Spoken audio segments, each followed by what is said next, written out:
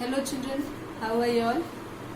I'm sure you people are keeping healthy and happy, okay, taking care of yourself and your studies. Come, let us start chapter 3 for class 9. So, in this chapter we shall study about atoms and molecules, okay. So, this is your lecture 1, class 9, chapter 3, okay. So, in this we'll study about atoms and molecules. Now, remember, in 500 BC, Maharshi Kannad said that matter could be broken into small particles called Parmanu. So if we break matter and we go on breaking it till we get smallest particle which is indivisible, and that particle is known as Parmanu. So Leucippus, a Greek philosopher, said matter is made up of indivisible particle known as atoms. Atoms means indivisible. Okay. So in Greek, atom means indivisible. Next contribution was made by John Dalton. John Dalton was the first scientist to give an experimental proof of existence of atoms. So the third attempt was actually the most scientific and the most powerful attempt, which is still which was accepted by the scientists. Okay. So he postulated the Dalton's atomic theory, which were based on the laws of chemical combination. So come, let us study about laws of chemical combination. Laws of chemical combination contains many laws. Out of that, 2 laws are there in your syllabus. First one is law of conservation of mass. Law of conservation of mass was given by Antonio Lavoisier, and he said that matter can neither be created nor be destroyed. Okay, and we can, in chemistry we say that matter is neither created nor destroyed in a chemical reaction. So here you can say I have written either, let me make it neither. So matter is neither created nor destroyed in a chemical reaction. Or we can also say in a chemical reaction the total mass of the products is always equal to the total mass of the reactants, and the experimental verification can be given by this activity where we take a conical flask. You can see there is a conical flask containing sodium sulfate solution. Okay, sodium sulfate is a chemical. We take its solution and we weigh it. When it is weighed, we get the weight as 20 gram. Another glass tube, a thin glass ignition tube is taken. It is filled with barium chloride solution, and both of them, sodium sulfate and barium chloride, both of them are colorless solutions. Okay, and then it is weighed. When it is weighed, it shows the mass of 5 gram.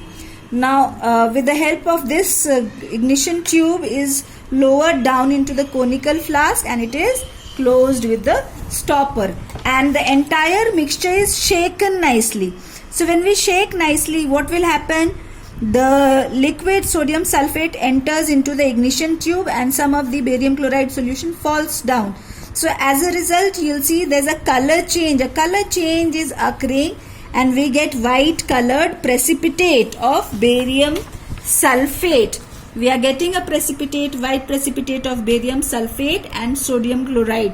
Sodium chloride, as you know, is a colorless solution. Okay, the entire thing remains in water because they are all aqueous solutions. But if we start weighing the entire mixture, the weight still remains 25 grams. That means it is a sum of 5 and 20 grams. So what we can understand from this? From this we can understand that the total mass of the reactants is equal to the total mass of the products after the reactants. Okay, so this is how we can establish that the law of conservation of mass is obeyed by a chemical reaction. So here are certain examples that we will do. You can see 20 gram of calcium carbonate on heating gives 8.8 gram of carbon dioxide, and 11.2 gram of calcium oxide. So show that these observations are in agreement with law of conservation of mass. Definitely, if they are in agreement, you will add both the masses of the reactants. You'll add 8.8 and 11.2.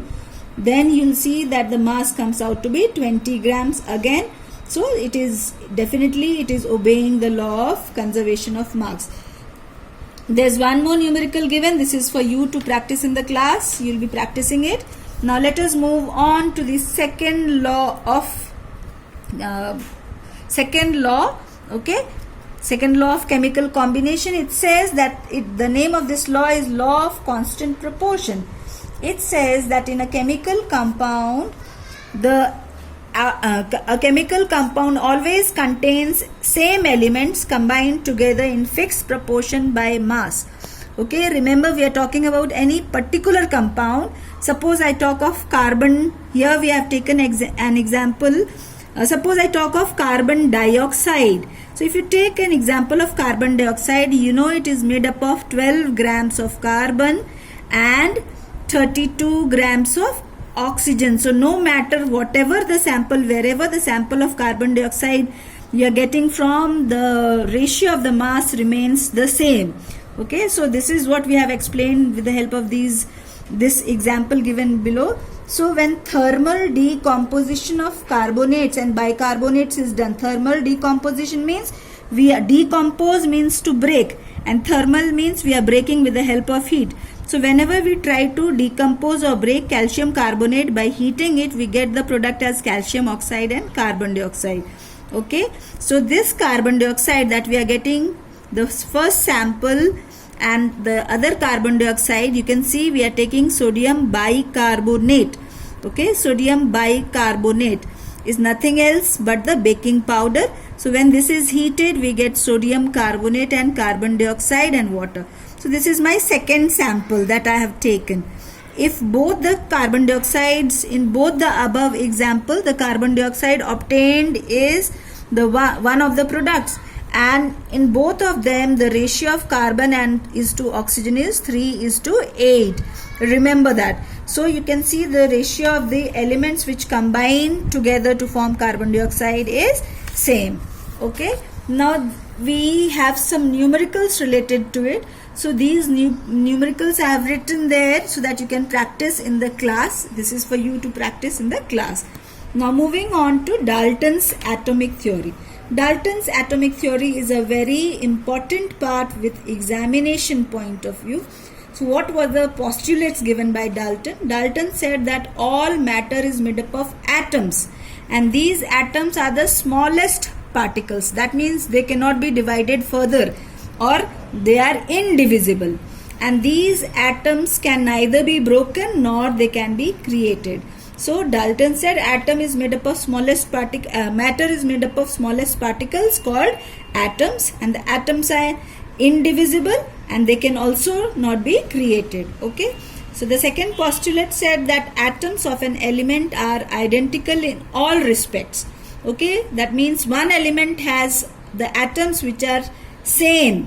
Okay, they are same in all respects, same size, same shape, same weight, everything. Third postulate said atoms of different elements are different. That means atom of say hydrogen, all the atoms of hydrogen is same, and the atoms of hydrogen element will be entirely different from the atoms of oxygen element. This is what the postulate 3 says. Postulate 4 says the atoms combine in small whole number ratio to form compounds. So for example, suppose I take the example of H2O. So what is the ratio of number of hydrogen and oxygen? It is naturally a small number, 2:1. So he said that all the compounds contain atoms which are in small number ratio. And the last postulate says that in a compound, the relative number and kind of atoms are always constant. So this is same as law of constant proportion. Remember, this is same as law of constant proportion. Okay, so here it is.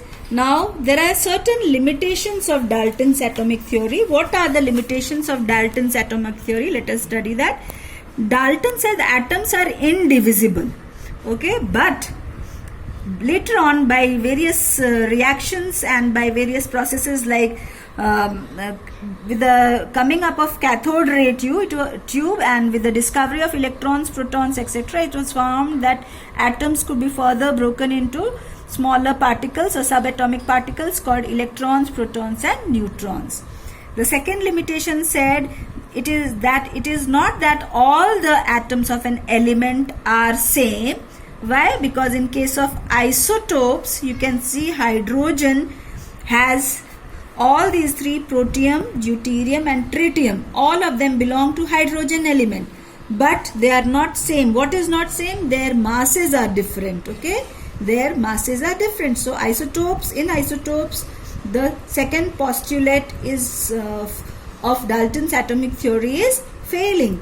Now the third limitation says that atoms of different elements are entirely different, but in case of isobars, you can see calcium having the mass 40, argon is another element having the mass 40.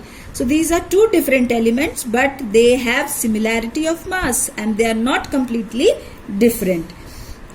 Now the fourth limitation says that it is not that in all compounds the various atoms combine in small whole number ratio, because in case of in sucrose, what is this? This is sucrose or sugar, normal sugar that we consume. This is sucrose, and as you can see, the ratio is quite large. The ratio is 12 is to 22 is to 11. So this is not a small whole number ratio. So there are 4 limitations to the 5 postulates of Dalton's atomic theory, and for sure you'll get a question from this. So keep this in mind. Now let us study about atoms. What are atoms? Atoms are the smallest particles that take part in a chemical reaction. A chemical reaction involves only the rearrangement of atoms. Okay, so remember, bonds are broken, new bonds are formed. So this is only rearrangement of atoms.